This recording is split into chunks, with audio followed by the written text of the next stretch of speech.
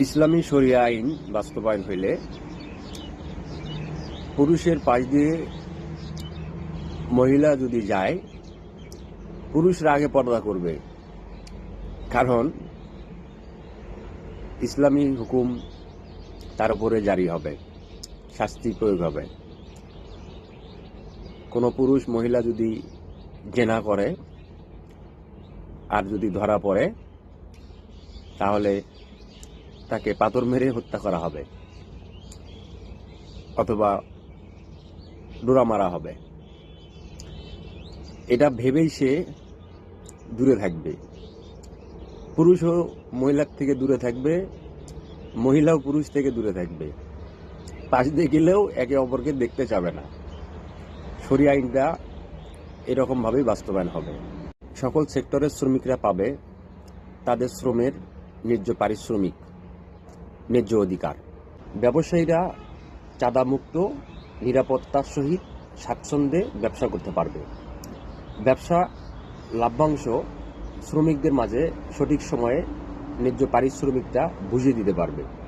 শ্রমিকরা ন্যায্য পারিশ্রমিক সময় মতো পেয়ে আনন্দ বোধ করবে। আনন্দের সহিত মালিক পক্ষের কাজের গতি আরও বাড়িয়ে কোম্পানির উন্নতি করে দিবে। এতে মালিকরা আরও লাভবান হবে। এভাবে যদি ইসলামী শরিয়া আইন বাস্তবায়ন হয়, তাহলে মালিক শ্রমিকের মাঝে সুসম্পর্ক চলে আসবে। সুসম্পর্কের মাধ্যমে কোম্পানিও ডেভেলপ করবে, শ্রমিকরাও ন্যায্য অধিকার পেয়ে আনন্দ বোধ করবে, তাদেরও জীবন ব্যবস্থা উন্নত হবে।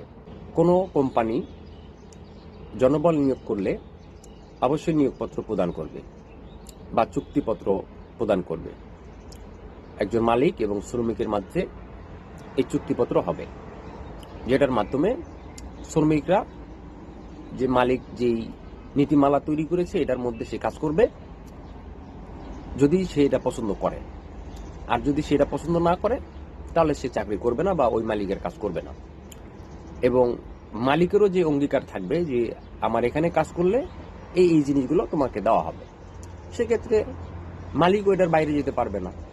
আর এটা আসলে নিজের মন গড়া করলে হবে না, এটা সরকারি শ্রমনীতির মাধ্যমে, শ্রম নীতিমালার অনুযায়ী এই আইন প্রণয়ন থাকবে এবং এটা মালিক এবং শ্রমিককে মানতে বাধ্য হতে হবে। ইসলামী শরিয়া আইন এই জন্যই দরকার। অভাবী মাজলুম লোক থাকবে না। কারণ বড় বড় ব্যবসায়ী যারা আছে তাদের উপরে ইসলামী শাসন ব্যবস্থা প্রয়োগ হবে। তারা জাকাত প্রদান করতে বাধ্য থাকবে। যখন জাকাত প্রদান করবে, সেই জাকাতগুলো অভাবগ্রস্ত, ঋণগ্রস্ত, অসহায়, গরিব দুঃখীদের মাঝে সরকারি ফাউন্ডেশন থেকে বিলিয়ে দেওয়া হবে। এতে অভাবগ্রস্তরা সচ্ছলতায় ফিরে আসবে, ব্যবসায়ীরা তাদের সম্পদের জাকাত দিয়ে তাদের সম্পদকে আরও পবিত্র করবে এবং তাদের একটা বিরাট পুরস্কার হবে। তারা সিদ্দিকদের সঙ্গে জান্নাতেও যেতে পারবে, যদি তারা সত্যবাদী হয়, সত্যভাবে ব্যবসা করে। সুবহানাল্লাহ। মা বাবাকে বৃদ্ধাশ্রমে যেতে হবে না। সন্তানরা মা বাবাকে বৃদ্ধাশ্রমে পাঠাইতে পারবে না, কারণ তাদের উপরে ইসলামী শরিয়া আইনের শাস্তি প্রয়োগ হবে। সন্তানরা তখন মা বাবাকে সুন্দরভাবে দেখাশোনা করবে ইনশাআল্লাহ।